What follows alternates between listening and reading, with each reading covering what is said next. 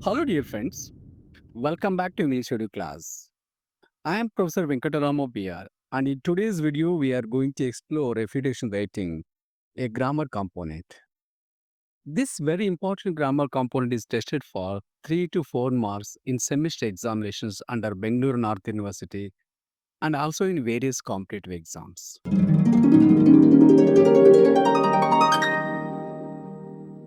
In this video, I will walk you through real textbook based 10 exercises. They are the first one is online education is better than traditional classroom learning. The second one is students should be allowed to carry phones in schools. The third one is India should follow Australia's example and ban social media access for children. The fourth one is a total ban on petrol or diesel vehicles is necessary to combat climate change. The fifth one is colleges should not have uniforms. The sixth one is the use of artificial intelligence should be regulated. The seventh one is the use of social media is beneficial for society. The eighth one is animal testing is a necessary evil. Ninth one is violence in cinema promotes violence in society. The tenth one is India should reduce its defense budget and spend more on education. Friends, I will explain these 10 refutation questions one by one. How to effectively argue against a statement in a logical, structured paragraph, as if you and I are having a real classroom discussion. So, without wasting any time, let's get started with solved model answers directly from the textbook. Let us begin with the first statement. Online education is better than traditional classroom learning. Now, while some may argue that online education is more flexible and accessible, it cannot replace the effectiveness of traditional classroom learning. In physical classrooms, students benefit from direct interaction with the teachers, peer discussions, and immediate clarification of doubts. These factors play a vital role in deepening understanding. But wait, there is more. Online learning often faces issues like poor internet connectivity, lack of focus, and distractions at home. Moreover, practical subject and lab based courses cannot be effectively taught online. We also should not forget social development that happens through in person collaboration, teamwork, and classroom engagement is completely missing in virtual setups. Although online education served as a useful alternative during the pandemic, you should not be seen as superior. So, finally, traditional classroom learning offers a more structured, interactive, and motivating environment, which is essential for holistic student growth. Therefore, despite the convenience of online learning, classroom education remains the more reliable and effective mode of instruction. Moving on to the second statement. Students should be allowed to carry phones in schools. Although it may seem practical for students to carry phones in school for communication and learning purposes, this idea has drawbacks. To begin with, phones in classrooms can be a major source of distraction. Instead of paying attention to lessons, students might be tempted to browse social media, play games, or chat with friends. As a result, this affects not only their academic performance, but also their concentration and discipline. Furthermore, phones can be misused for cheating during exams or for capturing photos and videos without consent, leading to serious ethical and privacy concerns. That said, technology is important in today's world, but schools should promote learning through structured tools like smart boards or supervised computer labs. Emergencies, can still be managed through school landlines or by contacting guardians. Hence, allowing students to carry phones can create more problems than solutions. Schools must maintain a distraction free learning environment where the focus remains entirely on education.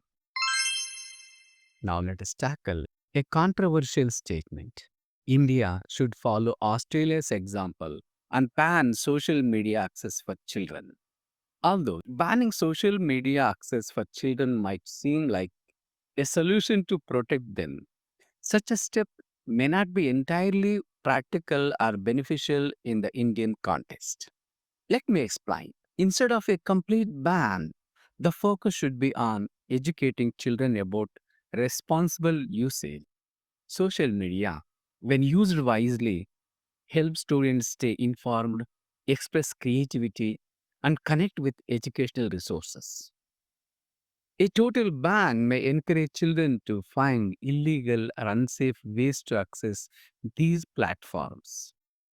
Moreover, enforcing such a ban across India's diverse regions and internet service providers would be highly challenging. What is more effective is digital literacy programs that teach children about online safety, cyberbullying, and time management. Parents and schools should guide children in using social media positively rather than banning it altogether.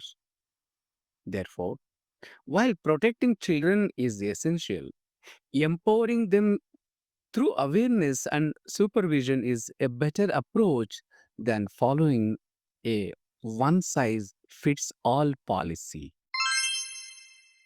Here is a statement with environmental significance. A total ban on petrol or diesel vehicles is necessary to combat climate change. While combating climate change is urgent, a total ban on petrol and diesel vehicles may not be a practical solution at this stage. Let us consider reality. Many people, especially in rural and low income areas, still rely on these vehicles due to the affordability and availability. Suddenly banning them would disrupt daily life, affect livelihoods, and put pressure on public transport systems, which are not yet fully developed. Moreover, the production and disposal of electric vehicle batteries also have environmental impacts. A more balanced approach is needed. The government can promote cleaner alternatives like electric or hybrid vehicles through subsidies, awareness campaigns, and better charging infrastructures. Phasing out fuel based vehicles gradually while improving public transport and investing in renewable energy would be more sustainable. Hence, instead of a complete ban, a step by step transition towards greener transportation is a smarter and more inclusive way to fight climate change. Now, let us discuss college uniforms. Colleges should not have uniforms.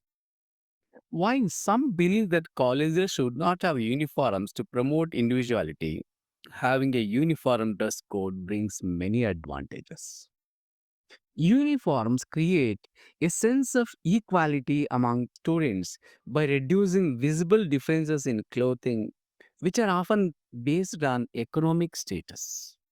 This helps prevent peer pressure and reduces distractions related to fashion trends. They also promote discipline and give students a sense of belonging to their institution. In many cases, uniform enhance security by making it easier to identify outsiders on campus. Although personal expression is important, students can showcase their identity through academics, creativity, and participation rather than clothing. Moreover, a professional dress code prepares students for future workplaces where formal attire is often required. So, having A college uniform contributes to unity, safety, and focus, making it a valuable part of the academic environment. Here comes an important tech related step. The use of artificial intelligence should be regulated.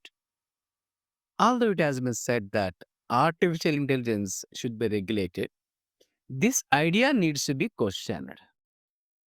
Too many rules and restrictions can slow down innovation and progress. AI is a powerful tool that helps in many areas such as healthcare, education, transportation, and agriculture. If we put too many controls on its development, we will miss great opportunities for growth. For example, AI can help doctors detect diseases early and save lives. It can also assist farmers in improving crop production. Instead of strict regulations, we should focus on creating awareness and guidelines to ensure responsible use. Technology should not be feared, but guided in the right directions. Overregulation may also stop small companies and young innovators for exploring AI, giving all the power to big corporations. Therefore, while it's important to use AI wisely, too much regulation can do more harm than good. The goal should be safe development, not unnecessary control. Now, let us talk about social media's impact. The use of social media is beneficial for society. While some may believe that social media is beneficial for society, this view is not entirely correct. Yes, social media helps people connect and share information quickly, but it also has several serious problems. For example, fake news spreads very fast on these platforms, which creates confusion and panic. Many people blindly believe and forward false information without checking facts. Moreover, social media often leads to addiction, wasting precious time that could be used for studies or work. It also affects mental health, especially among students and young users who constantly compare their lives with others. Cyberbullying, trolling, and online scams are other major threats. Instead of improving society, social media often creates divisions and misunderstandings. Therefore, although social media has some uses, its negative impact is stronger and more harmful. We should be very cautious while using it. Society will benefit more from face to face communication, real friendships, and verified news sources than from uncontrolled social media use. Let us address animal testing. Animal testing is a necessary evil. Despite the argument that animal testing is a necessary evil, this belief is outdated and cruel. Using animals for testing causes pain, fear, and even death to innocent creatures. In today's world, we have modern alternatives like computer simulations, 3D models, and cell cultures that can replace animal testing. Many scientists agree that results from animal experiments do not always apply to humans, as their bodies react differently. So, it is not unethical, but also often unreliable. In fact, several countries and companies have already started using cruelty free methods to test cosmetics and medicines. Saying that it is a necessary ignores the suffering of millions of animals every year. While safety in science is important, it should not come at the cost of animal lives. Therefore, animal testing is not truly necessary anymore. It is simply a lazy option when better, kinder choices are available. It is time we move forward with more humane science. Let's reflect on popular belief violence in cinema promotes violence in society. While some people believe that violence in cinema promotes violence in society, this claim is not entirely true. Many individuals watch violent movies but never act violently in real life. People understand the difference between fiction and reality. Just like watching a superhero movie doesn't make someone fly, watching action scenes doesn't turn a person into a criminal. Real life violence is usually caused by deeper problems like poverty, lack of education, unemployment, or mental illness, not just by films. In fact, cinema is a reflection of society, not the cause of its problems. Sometimes, movies even show the bad effects of violence to warn people not to encourage it. Also, films are created with ratings and age restrictions, and it is a responsibility of parents and adults to guide children. Therefore, blaming cinema alone is unfair. Society should focus on solving the real issues that lead to violence, such as injustice and inequality.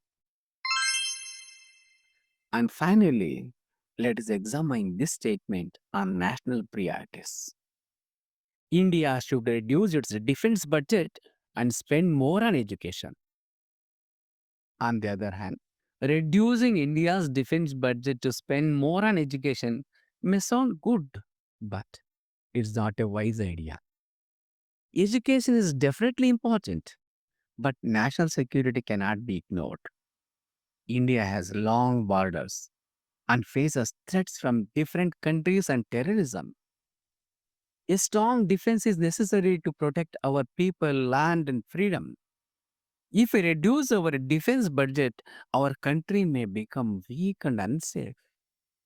Also, defense spending creates jobs, supports local industries, and promotes research and innovation through defense technology.